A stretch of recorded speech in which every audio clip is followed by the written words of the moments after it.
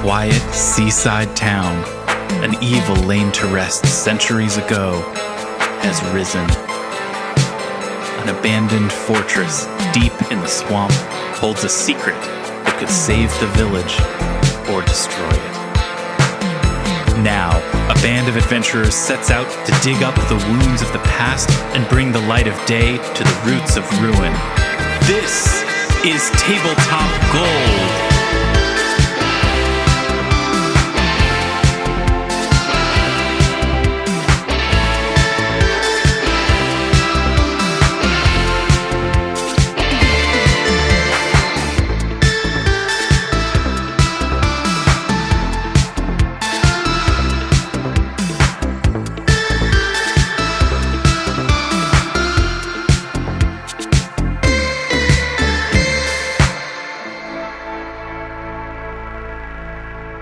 Hello, everybody, and welcome to Tabletop Gold, The Roots of Ruin, episode 24. My name is Lars Casteen. I'm here hosting / GMing yet another edition of what a lot of people are calling the Great Podcast. Let's meet the cast of the show. Or a podcast. It's called A Podcast. It's what a lot of people are calling, that podcast. What people are calling one of the 3 podcasts that come up when you type in the word tabletop. Robin Lange is here. Hello. Armet Humphreys is also here. Hello. Zoe Chernicoff is here. Hello. And David the Tin Man Chernicoff is also here as well. Too. Pleased to be along for the ride. Oh, I'm so mad he didn't just go with the flow and say hello. Was that a thing that was everybody doing a hello bit that I missed out on? Oh. The old hello bit. I missed it too. We have a really fun show coming up today. I'm really excited about this. The combat encounter. I've been working on making these little dudes that you're about to fight real creepy. But before we get into our game, I had a question to ask everyone. And we were, there comes a certain time in a person's life where they start looking back. I watched the film Peggy Sue Got Married the day before yesterday. One of my favorite movies, comedy. Kathleen Turner has a panic attack and travels back in time to 1960 and relives high school. And the movie is about the choices that they made, that these people make in high school, and how like your life is sort of put in a certain trajectory based on the things that happened to you at that formative time. But watching it raised the question in my mind, what clubs were you in high school? I knew someone in college who used to use the phrase tangible campus identity to mean the thing that people did that was like the first thing that identified them, like, socially within Your TCI. You could have just said TCI. Yeah, we would have known. Everyone would have known. Obviously. The main club thing that I did in high school was the newspaper. I was the editor of the high school newspaper. Ah. Hey, me too. All right. Hey, me too. We just knocked out three people in one fell swoop. This is fun. Well, it's kind of cool. I didn't know we were all TCI being EIC, of course. Yeah. And I will say, like, most of the people that I'm still in good touch with from high school are friends from that. This is a funny one for me. So for a couple of years, I was a theater kid. I moved between my freshman and sophomore year of high school. I moved from New York to California. And in New York, I was like a sports kid. I did soccer, I did lacrosse. But then I moved to California and got to change identities. So then I became a theater kid. You got a second chance at life. That's right. I was a thespian. You could like get a Kathleen varsity Turner letter in that in being movie. a thespian at my high school. So that was my TCI, was varsity letter and thespian. Did you ever do you have any show that you have fond memories of that you were in at the time? So I can't sing, as we've discussed before. So musicals were always a struggle, but I was Anybody's in West Side Story, which is the non-singing female role. You get to sing all the Jet songs. You get to do all the snapping. But like your voice, I love kinda all the just, snapping yeah. in that thing. It makes them seem so cool in that thing, the way that they're always snapping all the time. That's right. Yeah. Nothing says fierce like a unison snap. Mm. I think the favorite thing I did was outside of school with my friends was be in a band, and we were terrible. But I still have the recordings, and it is such a treat to go back and listen to how crappy we are every now and then, and like, Oh, wow. hear You're me. made of stronger stuff than I am. I don't think I could handle that. Oh well, I was in a high school band and have all the recordings too, man. Absolutely. Oh, we should do a very like private, not on the air sharing session. If we're gonna put it on the air, we got to monetize that thing. You're gonna have to pay out the nose to hear hear these demos. Yeah, the music is great because one of my bandmates was far more talented than I was as a musician, but the lyrics are pretty questionable. I have to admit. You want to hit us with a sweet sample? God, no. I don't get the sense he does. No. Absolutely not. No. Pretty sure that's a Noted. hard Okay, just thought I'd pass. ask. Yeah. I will ask David, what was your band's name? Nope. This is what a tantalizing segment this has been. Everybody just walking right up to the line of saying something interesting I'll and never then tell. refusing to. Yeah. All the doors in this dungeon are staying closed. Right. This dungeon is closed. Please return home. Maybe someday we'll be able to get more information out of you. Or listener, go ahead and write a song that you think our Mets band would have played at the time and email us. I'll tell you right now, it's probably better than what we wrote. So Robin, what sport did you play before you became a theater kid? I was newspaper, theater, dance, and also the Gay Straight Alliance. So that was my other thing that was a little different, I guess, from like we all seem to have a lot of things in common, which I love. Yeah, weird. Right? Weird how that Strange that, right? These grown adults who play a role-playing game together have any overlap. Interesting that. Question for you, Robin, to tie it back to an earlier episode. Were there any circus activities at your high school? No, that was during the summer that I would do that. What'd you do in high school, Lars? What I did, I did newspaper, but it wasn't that big a deal. I think the answer I'm going to give for this question as is... EIC, it wasn't that big a deal. Don't you sell yourself short. That was your TCI. No. Mine wasn't my T. That was definitely what wasn't my that TCI was not either. my TCI. What was All your right, TCI? Go on. I was just like the tall guy. I in high school started working at a radio station, and I started off hosting overnight rock shows from 2 to 6 in the morning, and then all through senior year of high school hosted a midnight to 2 a.m. show on Sunday night, and I cannot imagine why my parents let me do this late night radio thing and also go to school at the same time. It's certainly not something that I would advise myself to do now. When did you sleep? When did you sleep? I guess I didn't really. That's amazing. I think I was just really tired every Monday.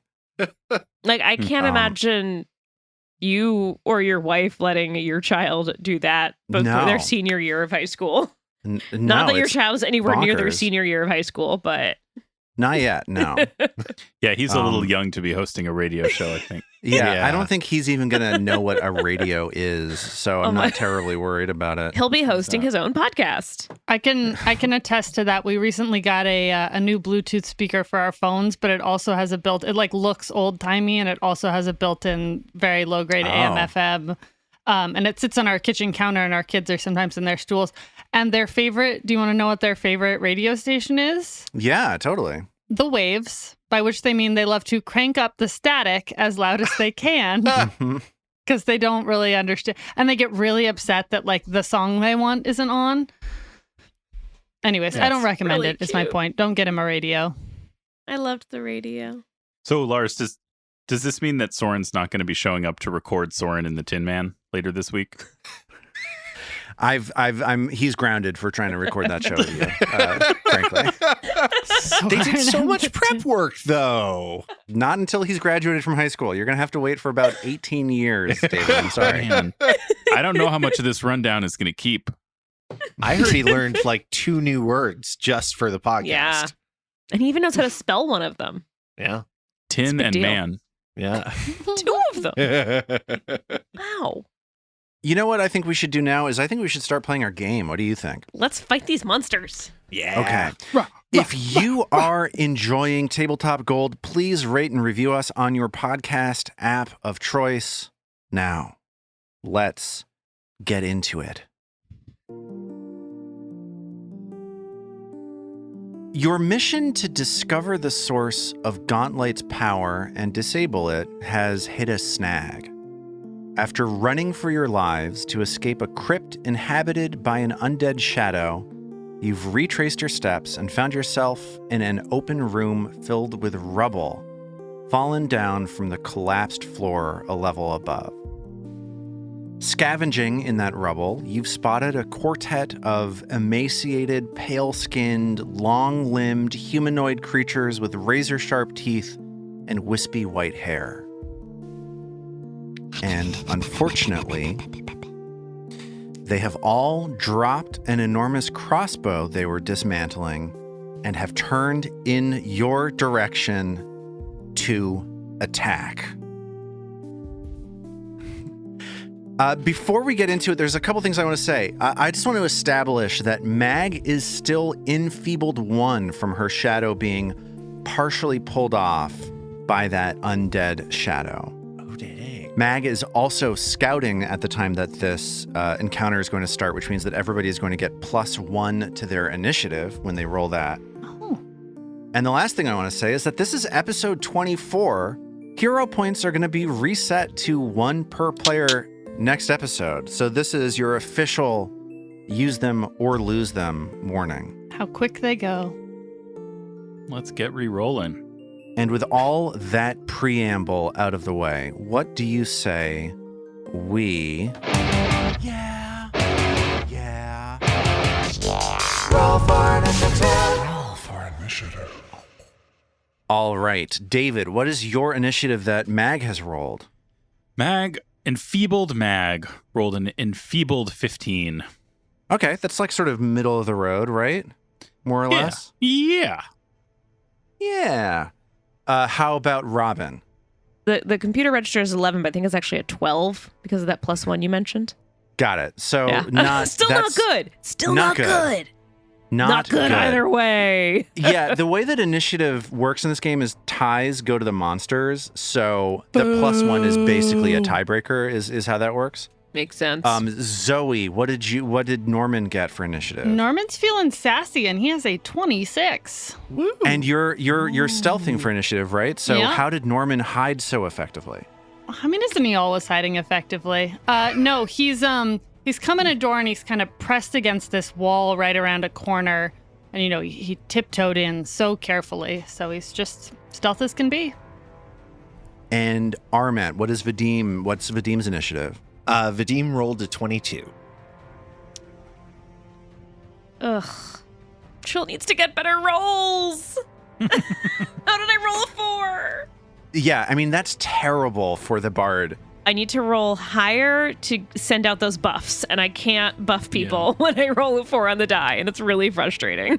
Yes, this is not good news. Your buffs are really good, too. So here's the situation. You're in this wide open room that has a pile of rubble off to the south. These 4 gaunt humanoids are sifting among that rubble, and the 4 of you are up towards the north. Norman hiding around a corner, still in the same room, and then Trill, Vadim, and Mag sort of set up one on top of another as about 10 feet separate Mag from these 4 onrushing creatures. First up in the list, we've got Norman. Norman, because you rolled stealth and you have surprise attack, you are able to, right now, catch everybody else in this fight flat-footed. Norman's going to hit Vadim, because why not? The true surprise effect. Truly never saw it coming. Norman! God damn it! My pharasma, that really hurt. All right, so Norman is going to kick things off with a good old-fashioned... Well, no, first he's going to learn something about these guys. Talk to me about what he needs to roll to do that. Sure. In order to identify these creatures, you're going to want to make a society check. I like that. Much better than those religion checks that have been coming up. So Norman takes a look at these 4 creatures on all, in this strange position on their hands and feet at the same time. He looks at them and does not have a great sense of what they are. And he says, I think these guys are not so nice. And he decides he's going to throw a bit of rock at the one to the east that's closer to him. Oh! That's a 20. Nice, I would like to say this is the Nice. first time Norman has Nice. rolled a 20, I think maybe ever. So he's really feeling zazzed at this fight. So what type of Zazzed. damage are you doing? Let's go with slashing damage. That is a crit called From Chops to Groin. Oh, Triple damage. The target must succeed at a fortitude save or die. oh boy. Well, let's get that fortitude save. Well, let's get the damage first. That sounds different from blinding. Wow. Yeah. Yeah, this one's a little extreme. So this one, interesting. This one you get more damage rather than less. That's It fascinating. is interesting. I agree. It's a strange design I don't think I choice. like that. Is These the thing. feel unbalanced. Yeah. They do feel a little unbalanced. Big swings on these. Is 8 damage tripled or was 8 doubled? Yes. So it's 8 Yes. tripled. So that is 24 points of damage. So 24 points of damage. You know what? Don't even worry about that fortitude save because you slice this creature in half immediately and it is now dead. And Norman does a little to himself, but he still thinks he's hidden, so he doesn't want to get too showy. That's 3 actions from Norman. Vadim spots this piece of rubble slice into this pale humanoid creature to the south. What is he going to do? At first, he's going to turn his head and cheer and go, "Go, Norman! That was amazing!" Then he is going to draw his beautiful Eldori dueling sword. It is a piece of art. It's just a gorgeous weapon. He's going to run a button hook around Mag to the edge of the base of the pile of rubble and make a sort of dashing slash against the Mitflit waiting at the edge of the room by the wall. That's no Mitflit, friend. These are like Mitflits 2.0. Yeah, exactly. The not flit at the corner of the wall. And that is a 23 to hit. 23 to hit is going to be a hit as the beautiful Aldori dueling sword finds its target. Sweet. And he rolled a whopping 2 on the damage die. Just a little nick. Just a glancing blow. Not quite the, what was it, 27? Just a flesh wound. As this creature locks eyes with you and says, Echoes. Same to you, pal. and at this point, it is the creature that Vadim just slashed at's turn. They look over towards Mag and hiss violently as you see their eyes get bleached by this light that is emanating from Mag's hair. And this creature is now blinded by that light that is hitting it from Mag's light, as are the rest of these creatures, for that matter. You're welcome. So this creature is going to make a couple of choices here. First thing that they're going to do is just reflexively open their mouth and try to skewer Vadim with these few pointy teeth that are still in its mouth. That is a 10 to hit, and my flat check to see if anything happens from the blindedness is a 2. So they snap at the air in front of Vadim and then scream and run towards the western side of the room to get as far away from Vadim as possible. The next thing they are going to do is blindly fumble around in their belt for a dagger, and they pull the dagger out. At this point, one of these creatures that this one just ran towards, it is now their turn, and they start shouting to the others to coordinate an attack as they are also blind, sort of grabbing their eyes and trying to regain some composure from the light that is shining straight at them. The first thing this creature is going to do is pull out a dagger, throw it at Mag. So here's a ranged dagger strike against Mag. And you're not going to like this. You gotta draw.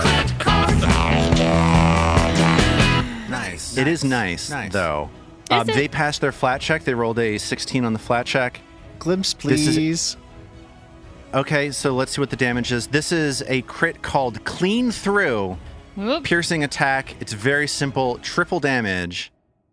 They rolled maximum damage for 6. That is 18 points of damage to Mag.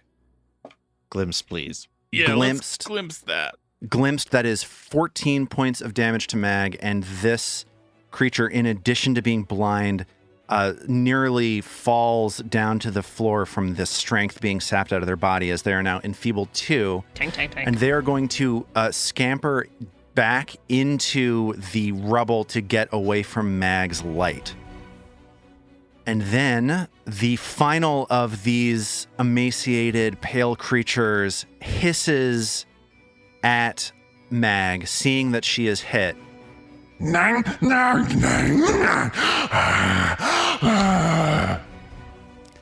And is going to run straight towards Mag. Pretty extend a foot to trip Mag. This is versus Reflex DC, a trip attempt. That is a 1 on the die, which I believe means that they fall over themselves. Also, the audacity of tripping someone while blinded. I mean, who's that's also a like real 3 bold times move. their size? I guess they don't know. They just don't They can't know. tell. Yeah. So this creature runs up, attempts to trip, falls prone as they just swing at something that is not at all Mag's leg. Again, they are blinded, so this thing just trips and falls on its back and then crawls away from Mag back onto the rubble. I thought these guys would be a lot scarier than they are, but let's see what Voice happens. is super scary. I know. Imagine in my imagination, the dice rolls would have lined up with this voice, which I You worked did on meticulously all day Just today. crit one of us, so I don't know that you can, be too It's upset. true. It's true. I wonder if these dice will ever roll anything other than a 1 or a 20. Let's find out now on Mag's turn. Does seem a little fishy, doesn't it? Yeah. Yeah, it does. So, Mag, there are 2 of these creatures on this pile of rubble in front of you, and then one of them has run into the darkness a ways to the south. What are you going to do? Hit them. Mag begins to rage, the blood rushing to her eyes and her bloodshot eyes matching those of her adversaries. She then is going to run into the darkness after the third enemy that has retreated away. She's going to do a sudden charge, rushing past the fallen enemy at her feet back into the darkness of this chamber so that she ends up next to the one of these things that retreated. So what I would like to do is have Mag just basically leap forward and tackle this thing. So is that like an unarmed strike? Yeah. Great, go for it. All right. And that is a 17 to hit. 17 hits as Mag's force of her body collides with this creature trying to hide in this rubble. 8 bludgeoning damage. 8 bludgeoning damage as you knock the wind out of it, and it sort of seethes at you. She's a big lady who hits shit. And Mag sees right back.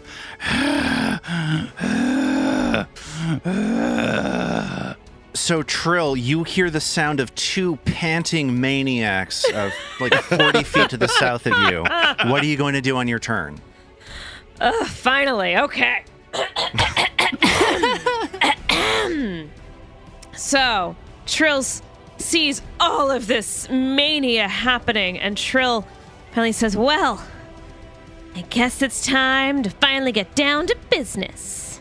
And Trill's gonna start with a little lingering composition, inspire courage, just to make sure we can wrap up business. Yes. And so she'll begin with a quick performance check.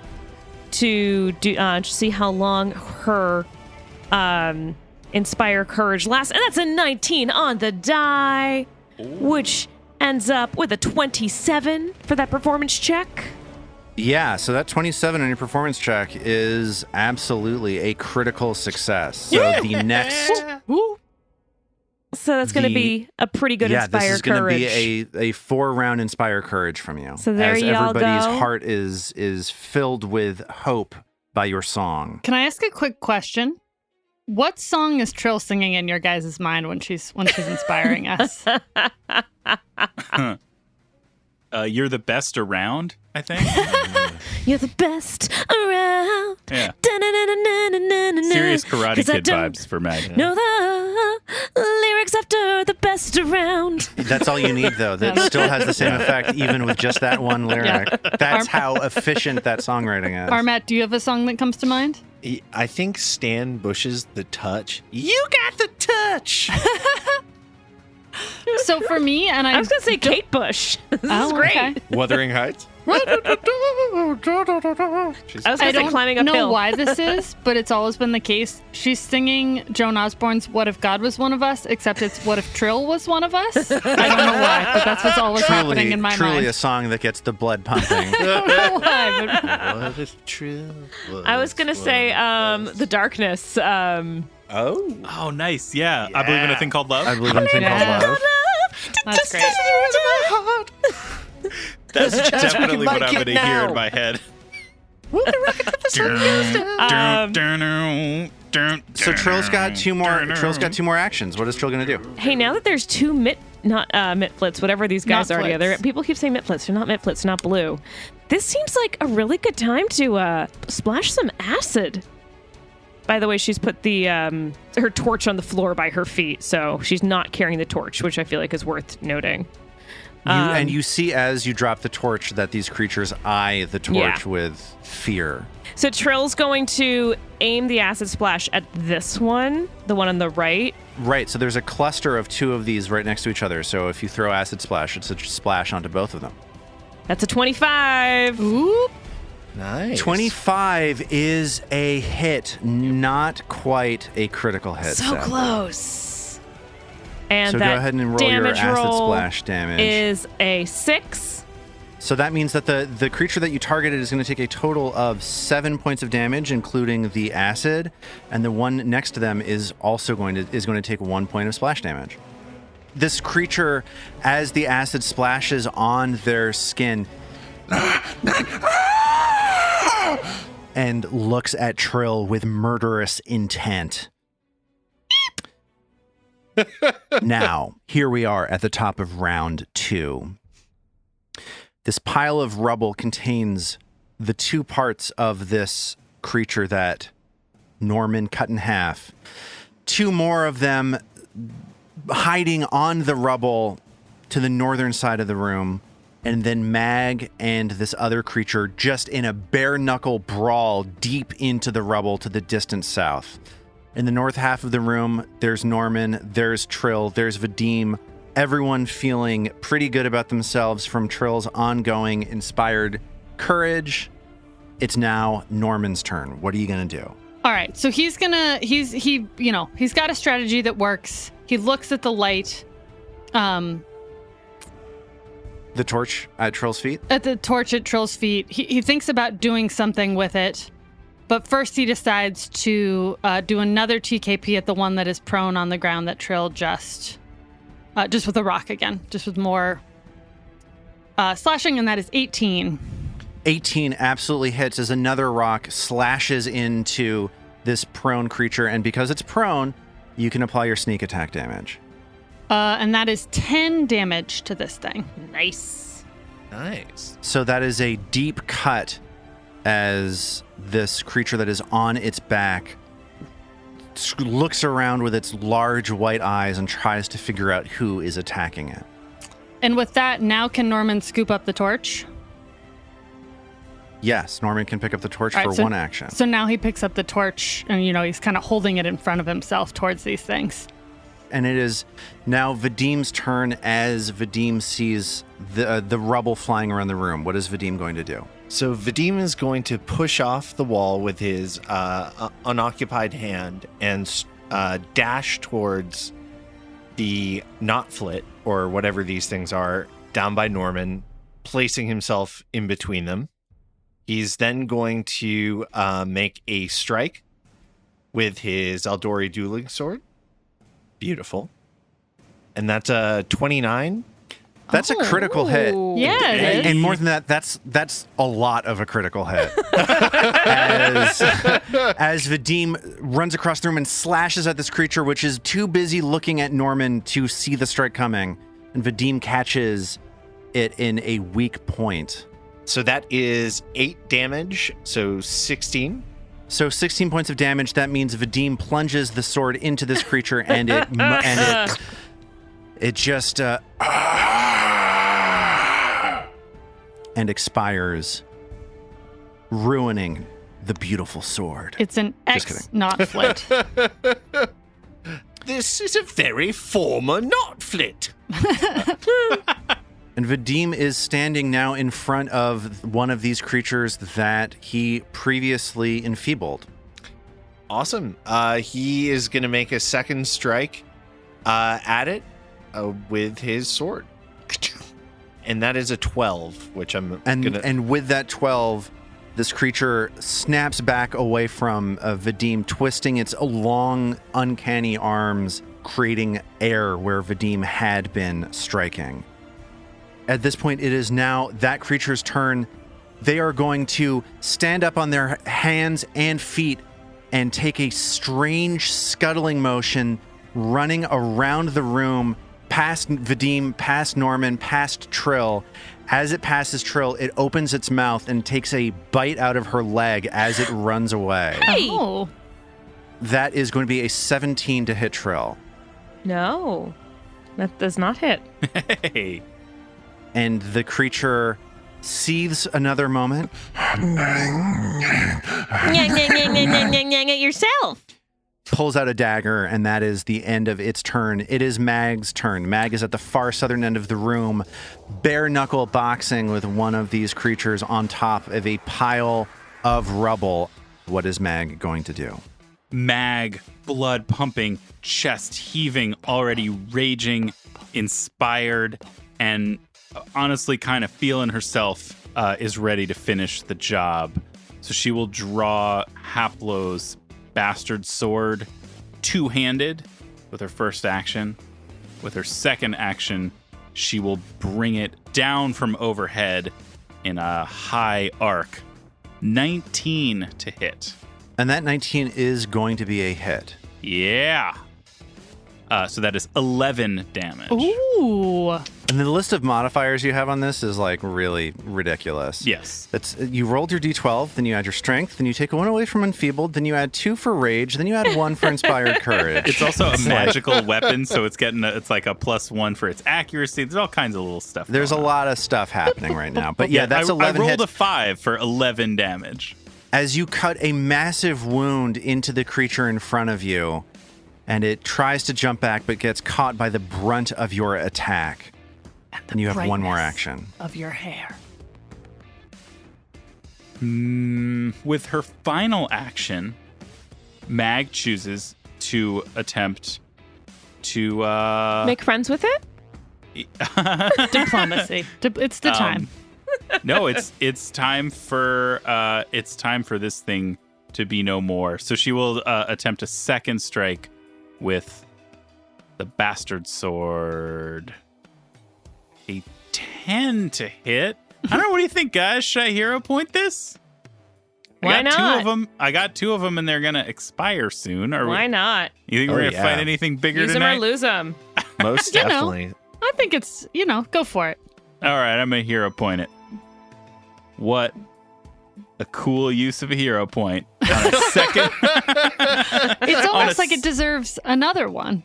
On a second, yeah, Because exactly. it's so valiant. On a second strike against a nearly dead monster she knows nothing about, and that is an identical roll, a 6 on the die for another 10. Oh no. So Mag swings wildly, her foot giving way on the pile of rubble that she's standing on as this creature easily ducks its head underneath the force of this misaimed bastard sword. And as her second strike goes wild, Mag screams in the face of this thing in rage and fury and frustration at her own ineptitude. So she would probably say something like, So this creature plants its feet on the ground, extends its legs, and starts scuttling around the top of this pile of rubble, leaving Mag behind as it runs across the room towards the eastern edge and the doors behind to the eastern side of the room. As it leaves Mag, it reaches its mouth towards her and tries to rip a chunk out of her hip. Here comes a jaw strike to Mag. That's going to hit. That's a 24. Yep, that hits. And that is going to be minimum damage, 3 points of damage as this creature rips into Mag and then scuttles away to the far end of the room. Doesn't big it fan. have to roll to see if it hits because it's blind? It's not blind anymore. Oh. Yeah, these creatures' eyes have adjusted to the light in the intervening time since the last turn. Spoiler. All right. It Well, is. a couple of Mag's temporary HP. Actually, no, sorry. This creature's actually dazzled, so let's roll that d20 to see what happens with that. Flat check, and that's a 4 on the die. Mag takes no damage, and Zoe, for catching me lying, I'll give you a hero point. This is I now have 4, by the way. I have 4 hero points, of which I will be able to use none. Zoe, what did you say? I said I now have 4 hero points, of Oh, which... well, that you're not allowed to have. Oh. 3 is the maximum you can have, so nothing happens. All right, well... So, Time to start using them. At the far end of the room, this creature, which is bleeding to death, pulls out a dagger and starts eyeing the two of you nearest it as it has gotten away from Mag. And it starts calling out to the other one that it is now near.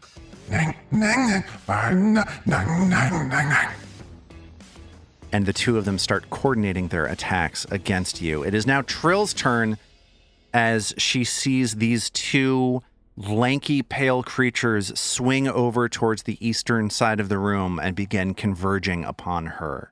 What is Trill going to do? Huh. Well, Trill thinks it's time to figure out what the hell these are. So let's recall knowledge. Okay, so that's going to be a society check, which I will roll for you as Trill squints at these creatures on the far end Only of this society, darkened room. no other options there? That's right. Okay. And Trill does not have much of any sense of what these are. She hasn't run into anybody like this before in her illustrious career. Hero Alas. point. Hero point. Would... I mean, yeah, let's hero point it, sure. I got 2, may as well. Okay, here comes the hero point as Trill takes another look at these creatures and realizes that they are Morlocks. Hey, What's a useful Morlock? use of a hero point. There we And go. here's what Trill knows about Morlocks. Morlocks were believed to have evolved from humans long ago that moved away from the light. They moved underground and evolved to become the things that they are now. The main thing that you know about this particular Morlock as you size it up, as you remember stories that you heard in underlit bars late at night, the main thing that you know about these creatures, aside from the way that they've been reacting to the light, is that they will pile up on top of each other and start swarming people. So they can share a space, and when they attack while sharing that space, which I thought was going to happen many, many times during this encounter and yet has yet to happen because of the fact that everything is going wrong for me tonight. When they share a space, they get a bonus to their attacks. Ah, Oh. okay. So I shout that out. They're Morlocks. That's what they are. They're Morlocks. Guys, they're communicating. They're gonna We can't let them coordinate their attacks. Once they coordinate and they jump on us all together, they're stronger when they act as one. We need to keep them separate. I don't think they're spellcasters, Trill. They're not warlocks. No, Morlocks. Morlocks. More as in mother. Mother. M as in Nancy? I don't think they're mothers. No, they seem to be warrior. Vadim, you need to listen. Use your ears. And from the southern end of the room, Mag is listening to all this, and she calls up to Trill. Did you say door locks? More as in you guys make me want to drink more. And Norman cuts him off. He goes, guys, like I said, they're not good guys. We already covered this. Trill has 2 more actions. So with Trill's second action, that range is too far. I was hoping I could finally try hunting him. Maybe deafen them. But that does not work. So let's kill the near-death one with Ray of Frost. Let's do that. Yeah, so there's one to the south on the eastern side of this wall who looks like it is very near to death. Yeah. So Trill's focusing on that one. Yeah, so let's focus on the near-to-death one and try and knock that guy out. And that is a 23. And that 23 hits as this jet of frost bursts out of Trill's harp. And Trill's you don't even need to roll. Did you beat a 1? I did. What I did you rolled roll 7 for- damage. And this creature gets frozen in place and collapses on the ground. I don't think they're going to work together, guys. I think we got this. I was just going to say, you know what makes it hard to work together is if you're all alone. There's only Right. one. When there's Okay. only one of you, Okay, Norman, you got this. This is all yours, Norman. the 4 of you have sort of flanked out along the western side of this room, and the one remaining of these creatures is cornered in the northeast portion of the room. It is now Norman's turn. Norman is sort of cackling to himself because he's got a plan. And the first thing he's going to do is try to distract it. And so he looks up above it and like gesturing with the torch, like as if to trick it that there's a light up behind it or something it should turn and look at. He's doing a very classic turn around and look behind you distraction. So go ahead and give me that deception roll, please. That's a 15. And what you're trying to beat is a 16, so the creature does not fall for it. This Morlock looks at you Hero point it. Yeah. and narrows its eyes. And you're going to hero point it. Okay, Yeah. What? Go ahead and reroll. That is a 20. It's the most deceived. Yeah, so they whip around and look at the thing behind them and are distracted for a good moment, which means that Norman is now hidden from this creature. Oh, I thought a critical roll there would mean it just ran into the wall and killed itself. It doesn't do that? Yeah, I don't see that anywhere in the rules, but I can look that up after our session, and if I was wrong, I'll of You'll course go back. I'll retroactively let people know that the creature did this dumb thing that you wanted to do. And he's gonna do that thing he does, and he is gonna take the half corpse of the one he killed first and fling it at the back of this friend. Oh, the corpse flingers are back. That's Hey, that's what they call us. And that is a 25. 25 against this flat-footed creature because you are hidden from it is a critical hit. That is 10 damage, but it's critical, so it doubles. So that's 20 damage with the corpse of the first one on So the that's left. bludgeoning damage, I'm imagining. You're not throwing the sharp portion of this corpse at There, this guy. it cut it in half. There are sharp bones in there. Yeah, so for the second time in one night, Norman critically smashes everything apart in my beautiful little life. And I start questioning whether it was a good idea to house rule the thing that lets you hide and get sneak attack on spell rolls. Oh well. Internet, come on to Discord and yell at Lars. So these 4 Morlocks that are scuttling around the room trying to take you down as you have invaded their space, they are all now knocked knocked down, dispatched, taken care of, no longer an issue. They're all dead. As you now find yourself in this large room with this pile of rubble and all of this junk that these 4 Morlocks were sorting through. Lars, would you say they've ceased to be? They've been compromised to a permanent end. Have they expired and gone to meet their makers? This is a very ex-Morlock. A very ex-Morlock. Oh, you're doing a Monty Python thing. I was doing a John Cena announcing the death of Bin Laden thing. And we know how much Lars loves British humor. Known Anglophile. This is what I love. I love references.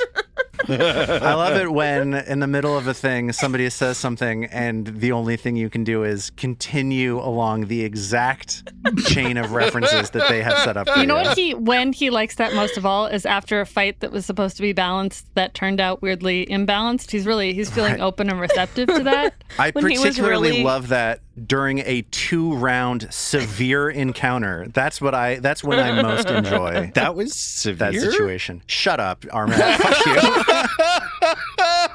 When he was so excited to like have his Morlocks pile on us and attack us, and instead Norman just destroyed them. Yeah, Norman with 4 actions undid half of my encounter. So Lars, if we hadn't nailed you to the perch, would you be pushing up the daisies?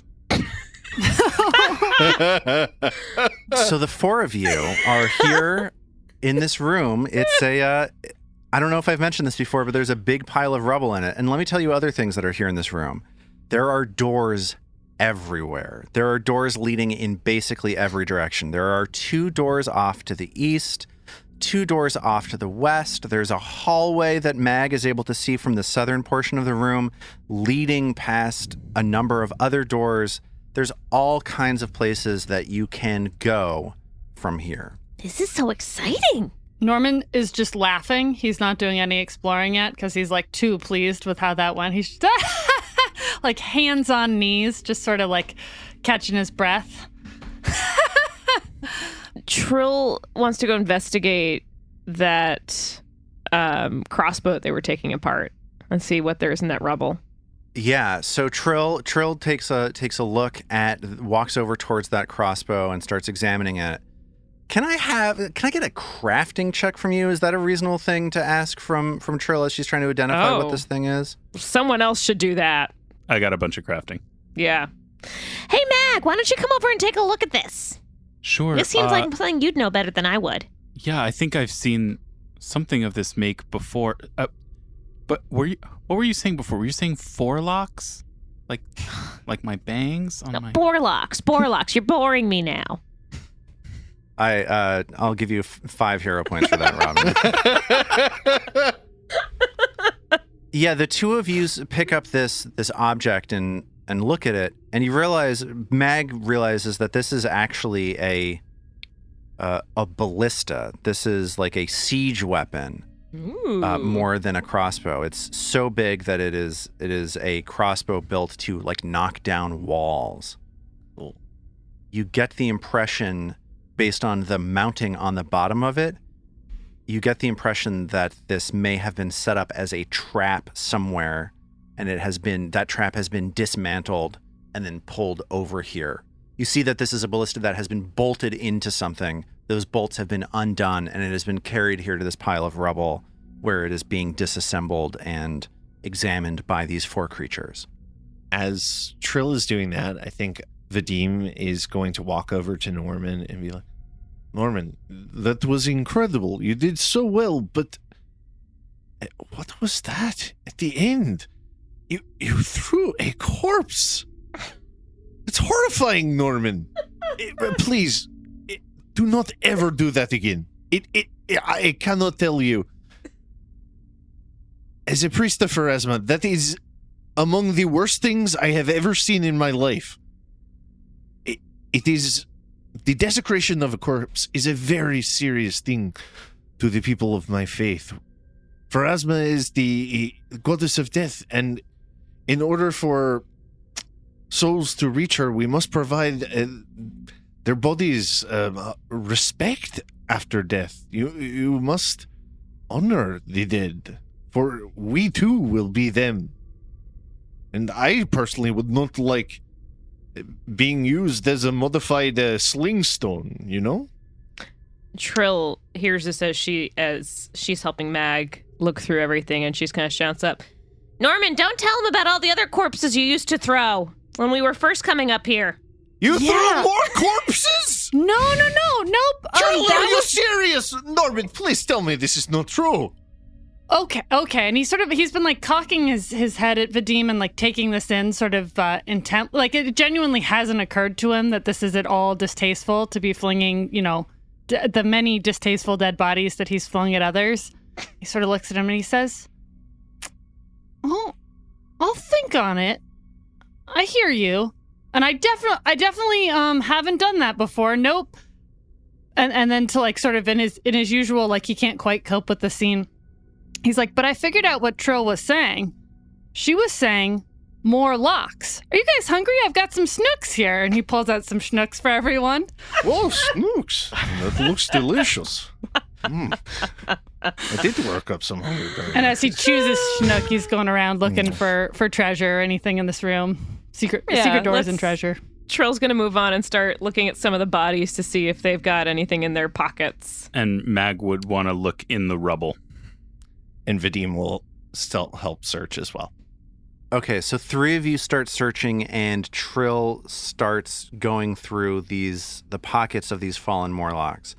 The only things that you find of any value, and this is of questionable value, are these daggers that they've pulled out. It seems that they have, just these small knives that they each of them had one, and that's about it in terms of valuables on these bodies. Looks like they just make shivs down here.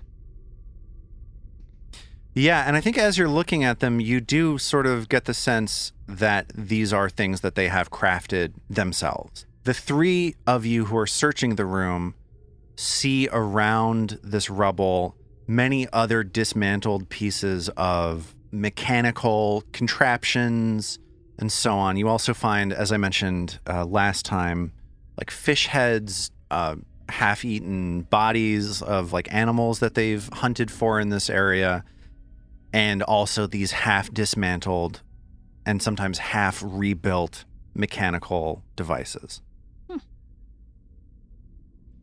And while we're looking around, Trill looks over at Mag and kind of gives her once over and says, Hey, friend, how you feeling? Did you get a little injured in that fight? Do we need to do a quick lay on hands on you to get you ready for our next steps? Oh, yeah, I can help with that. And Vadim Me sort too, of shakes. me too. And... All right, do you want to flip a coin for it, Norman? Sure, yeah. All right, let's see who's faster. He flips a coin and then immediately goes to lay on hands. So that is going to recover 6 hit points for Mag. Mag is still down some hit points, though.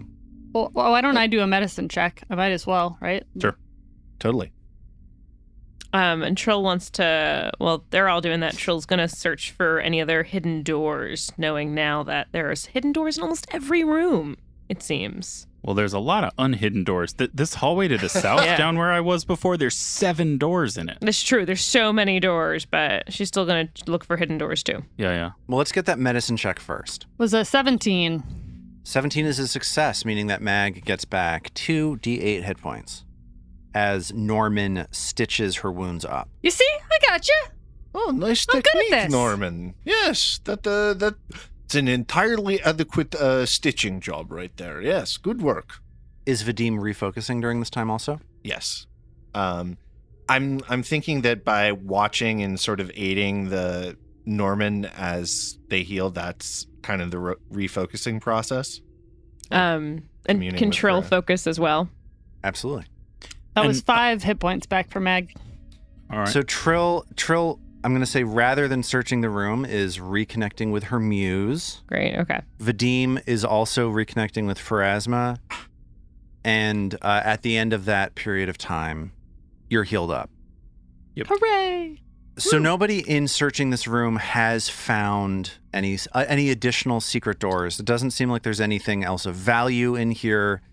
Doesn't seem like there's anything in this main part of the chamber, although Mag did notice this hallway to the southern portion of the room leading off to the west.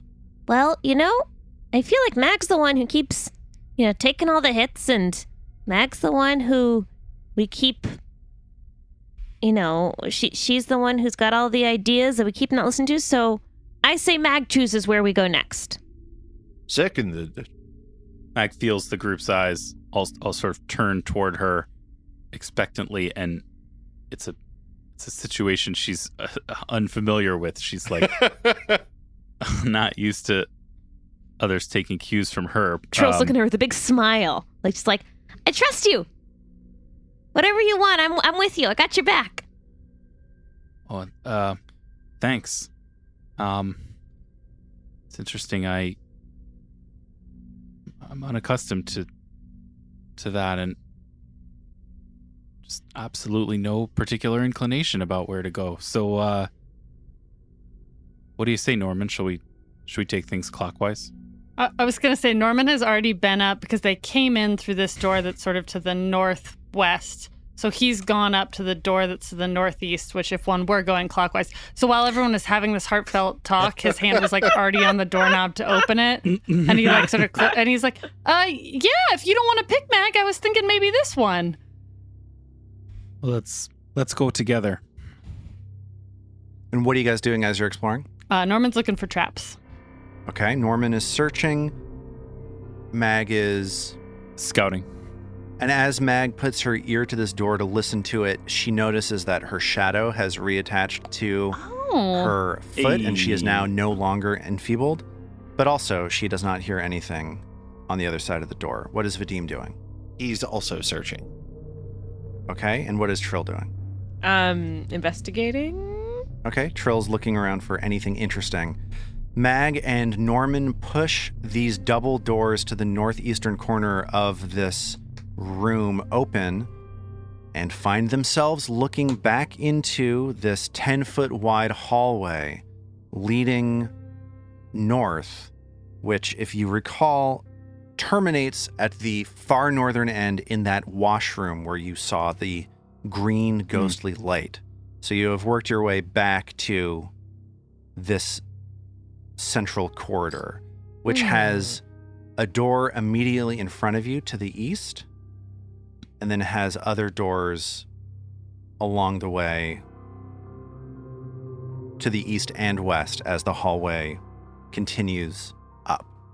And Norman looks at Mag and he says, well, I picked that one. We can either go through here or we can go back where we were. What do you think? Well, we've been here twice now and have yet to see the rest of what this hallway holds. There's so many doors and so little indication of which can tell us more about the evil at the heart of all of this. So we continue forward, and Mag steps to the door that was directly in front of them as they re-entered this hallway. So Mag, scouting for enemies, opens the door right in front of her at the southern end of this hallway and walks into the next room. As we're walking, can Trill light her dancing lights? Sure, so you can cast Dancing Lights. To sustain a spell for more than 10 minutes is going to make you, tired, but you'll be able to turn it off before that happens. That won't sneak up on you. Yeah. I would like to cast Dancing Lights. So before you go into this room, Trill manifests these lights that start bouncing around the hallway, throwing light all over the place, and you all step forward into what looks like a workshop. Oh. You all hear the sound of metal clanging and wood splintering as you push the door open. And this long room smells of rust and grime. Stacks of splintered furniture, pieces of weapons and armor, frayed coils of rope, jagged shards of metal, and other bits of trash lie in heaps along the walls of the room. A cold, unlit forge sits in an alcove to the west. And to the north, several heavy timbers are wedged up against a door to keep it shut. As you step into this room, you see 2 more of these pale, white-eyed creatures, these Morlocks. They're tinkering at a workbench with a pair of enormous crossbows, both of which look broken.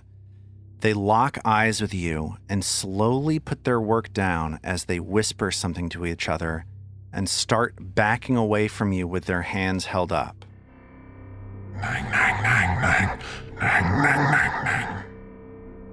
No more locks, says Norman to himself. Oh, Morlocks, says Mag, hearing the word properly for the first time. Lars, did we, when I did that, when Trill did her knowledge check, did we know what language they speak? Were we able to find that out? I think that you have enough information to gather that they're speaking Undercommon the same as those Midflits did. Okay. And none of us know that language. None of you know that. None of you know that language. But you all have enough experience with Undercommon to recognize it at this point. So they back away. What are you doing? I think there might be something to learn from what are these weapons? What are they doing? Like, they didn't immediately attack us. Maybe they're more like craftspeople than soldiers. But I don't see how we're going to bridge the language gap to figure it out. We could also intimidate them, right?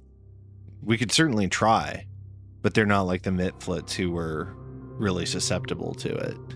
So as they're backing away, they're picking up weapons as they back away and pulling them towards themselves. Yeah. All right. So I was then let's worried go fight.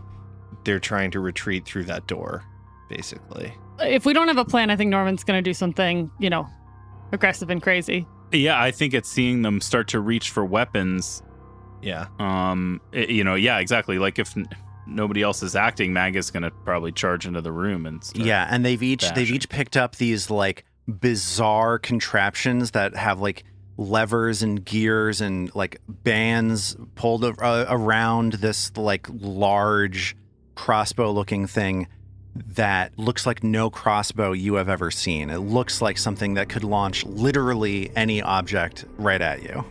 Lars, Yes. can I make a recall knowledge check? Have they ever Sure. seen an Eldori dueling sword before? You're making a knowledge check for them? another creature? Let's see. So Vadim searches his mind. I'm going to call that a society check to determine whether or not the Morlocks are familiar with the Eldori style of dueling swords.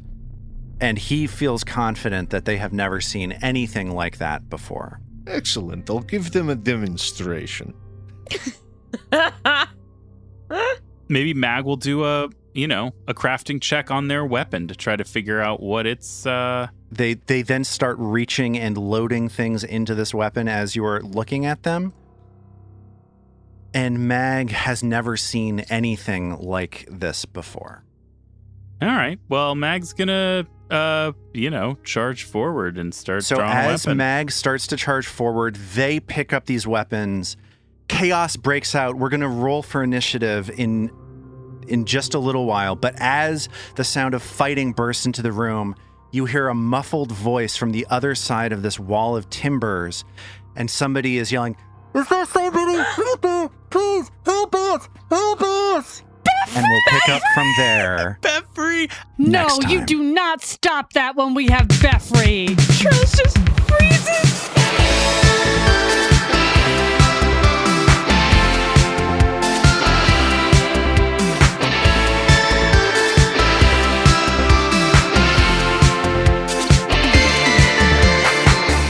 The Roots of Ruin is a Tabletop Gold production, produced under the Paizo Incorporated Community Use Policy. The Roots of Ruin uses trademarks and/or copyrights owned by Paizo Inc., used under Paizo's Community Use Policy.